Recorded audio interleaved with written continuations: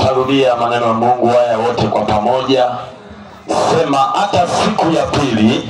Hata siku ya pili. Ndiyo iliyo baada ya maandalio. Ndiyo iliyo baada ya maandalio. Wakuu wa makuhani. Wakuu wa makuhani. Na Mafarisayo. Na Mafarisayo. Wakamkusanyikia Pilato. Wakamkusanyikia Pilato. Wakasema. Bwana. Tumekumbuka. Kwamba yule mjanja. Alisema. Alipokuwa akali hai. Baada ya siku tatu. Nitafufuka. Haleluya, haleluya. Amen. Shangilia Yesu tena kwa makofi na vigelegele. Amen. Haleluya, haleluya. Amen. Mchungaji pale alisema alikufa kwa dakika ngapi? 46. Sasa tumemleta mwanaume aliyekufa siku tatu alafu akafufuka. Yes.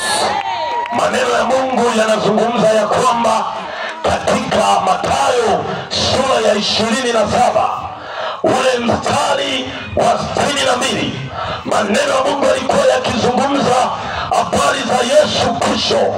Baada ya Yesu Kristo kufa pale msalabani, ndipo wakamchukua wakampeleka kwenye kaburi.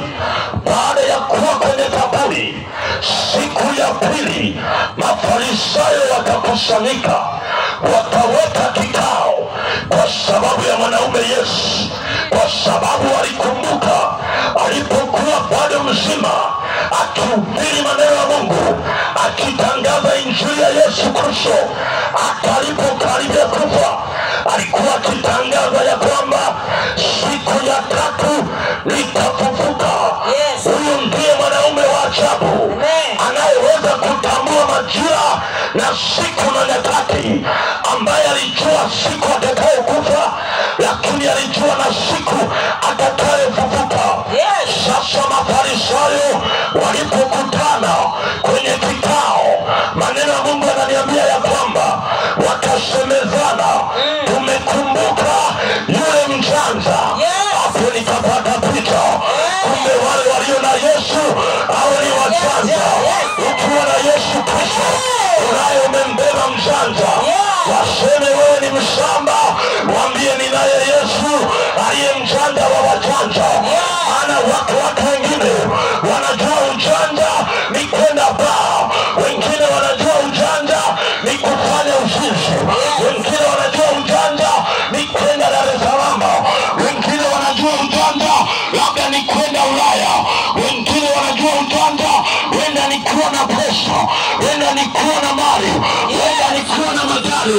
Lakini jioni ya leo ninakwambia ujanja ni kumwamini Yesu Kristo awe Bwana na Mwokozi wa maisha yako. Ukimwamini Yesu Kristo, wewe ni zaidi ya wajanja, unakuwa ni mjanja, umempokea Bwana aliye Mwokozi wa ulimwengu.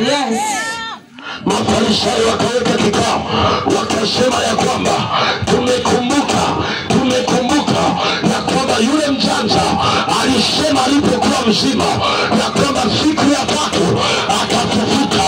Sasa naomba ukusanye walinzi, majeshi, ili kusudi yaende akalinde kaburi. Amen. Mafarisayo na makuhani wakawachukua walinzi, wakawapeleka kwenye kaburi, maana walikumbuka ya kwamba Yesu Kristo atafufuka siku ya tatu. Maana walijua huyu Yesu Kristo atafufuka siku ya tatu, japo walikuwa hawaamini, lakini walipokumbuka wakajua ya kuwa huyu alikuwa ni mwana wa Mungu, wenda aliyelisema walimaanisha.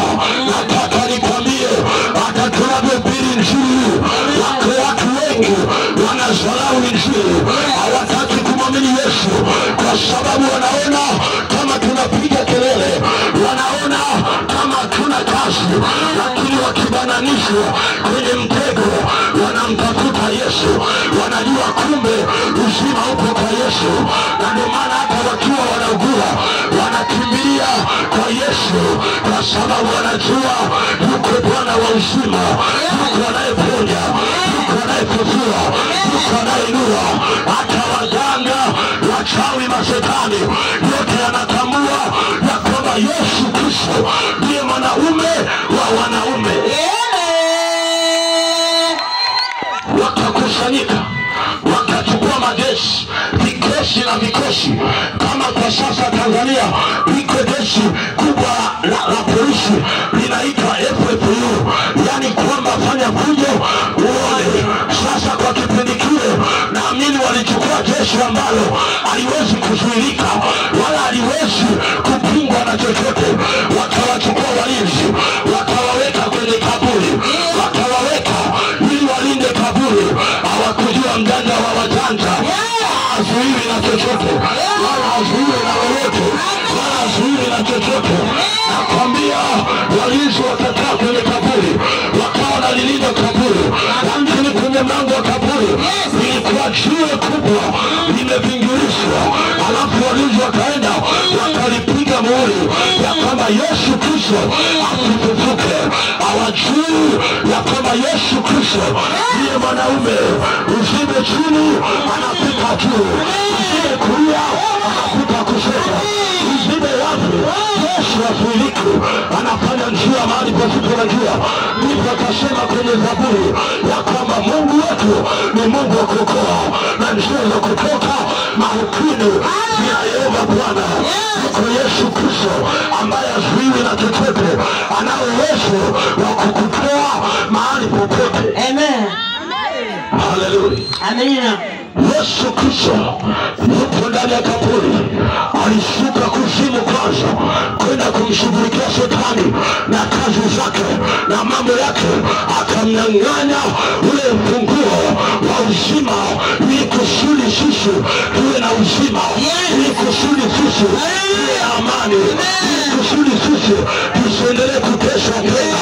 Yesu Kristo alimnyang'anya shetani ule mfunguo mamlaka, na ndio maana ukimwamini Yesu, hata kama unatabwa na wachawi, ukishampokea yeye unakuwa salama. Maana shetani ana nguvu juu yako, ana nguvu juu ya wale waliomwamini Yesu, waliomwamini Bwana. Yeye ni uzima kwao. Yes. Haleluya. Amen. Wakaweka majeshi ya ulinzi kwenye kaburi. Alafu sasa wakasema, hakikisheni huyu mtu asifufuke, maana akifufuka inawezekana hata wanafunzi wake wakaenda kumuiba.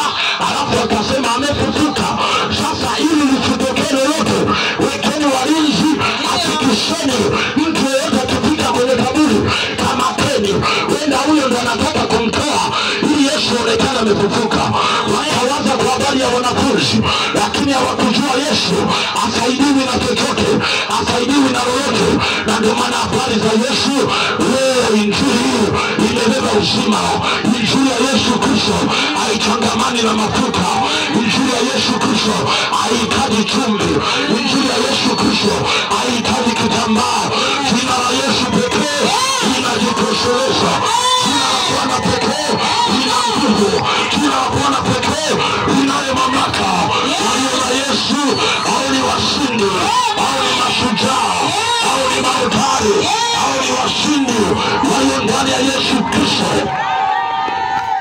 Amen. Haleluya. Amen. Yesu Kristo ndiye Bwana. Haleluya. Yesu Kristo ndiye Mwokozi. Asiyeshindwa na lolote, asiyeshindwa na chochote.